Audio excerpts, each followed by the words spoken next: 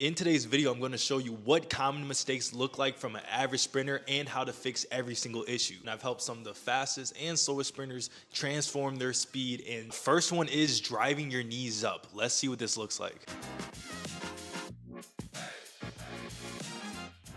In this clip, I'm showing what it looks like to drive your knees way too high, way above parallel, kind of like you're a yoga instructor trying to teach positions that people really shouldn't be doing. This is a bad thing because if you're trying to be fast, you have to be able to put force into the ground and apply force downwards, and that will give you the knee drive that you want and the bigger steps that you want. If you want to fix this issue, you need to do this drill right here. I live by Iowa State and I have a state shirt on, and Iowa State doesn't want me to record. They said no professional cameras allowed. So we're recording right outside. This drill right here, our goal is to teach our body how to snap the foot into the ground.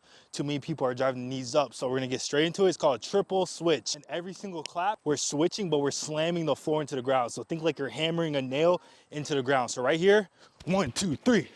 1, 2, 3. Every single stride you take has to be hammering into the ground. If you have an issue with driving your knees up, think instead of lifting, slam, slam, slam, just like that, and got you. The next issue is running way too tall. I've had this issue for years. Let's go check out the clip.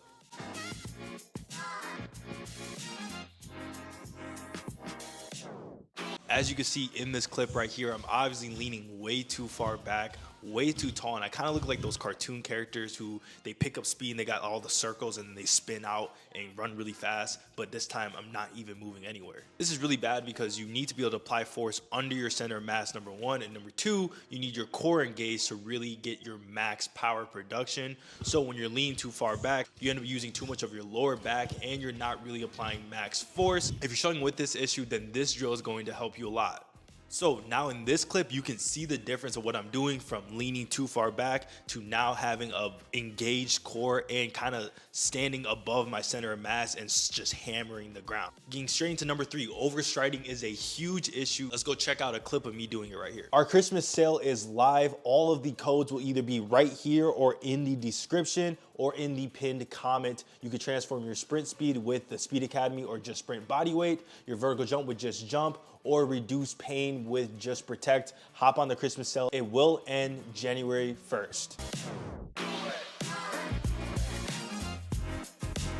What I was struggling with in this clip is just reaching too far in front of my center of mass, which is right there at my hip or my butt. When you do this, you're actually attacking the floor at a negative angle, which is producing force in the wrong direction that will actually end up making you slower. This is like swinging a bat and you're trying to hit the target, but you're really swinging at the wrong direction, so you just shoot it all the way over to some random area that you weren't trying to hit. To fix overstriding, one of the drills we're gonna do is we're gonna walk up to a wall and we're gonna lean forward and hit triple extension and then drive and do switches.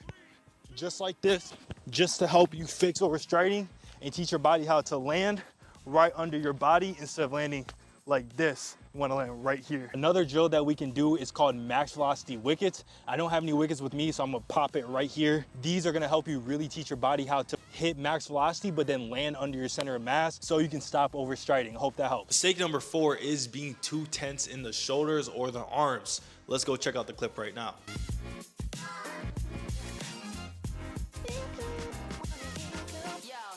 A lot of times when you're running super tense, it's because you're really just trying too hard to run fast. You kind of look like that kid who just tries too hard. I used to actually try way too hard because I wasn't fast and I didn't even know how to apply force. So when I was younger, I was super slow and all I used to run was super tense like this. And this made me run slow and get embarrassed by everyone, obviously. Now, when you run super tense, the issue is you're tightening up your body and you're not utilizing elasticity, which is the key moving factor for your speed. The easiest way to fix this issue and how I fixed this issue was doing a drill called sprint float sprints. Now for relaxing our shoulders, we're gonna do something called the sprint float sprint. You're gonna need a lot of space for this, but simply we're gonna be sprinting hard, then we're gonna float for 10 meters and then sprint again for 10 meters. And the whole goal is to drop our shoulders and let go of our hands and just teach our body how to flare instead of coming in and squeezing and coming up all just like this. I'm gonna show you right now. All right, now the first one's sprint, float, sprint. It's really hard to show this drill without a track because Iowa State doesn't want to let me do the track. You would simply sprint for 15 meters and then you float and you sprint at 80%. So that's 80% of your max effort sprint. But now you drop your shoulders, let go of your hands, try to relax as much as possible. Then you're gonna sprint hard again for 15 to 20 meters, but maintain that same form where you're relaxing and you're just letting everything flow through, and that will help you relax your shoulders a lot. If you don't have elasticity, this video is kind of useless for you. So you need to check out this video right here to learn how to develop your elasticity and become a better sprinter.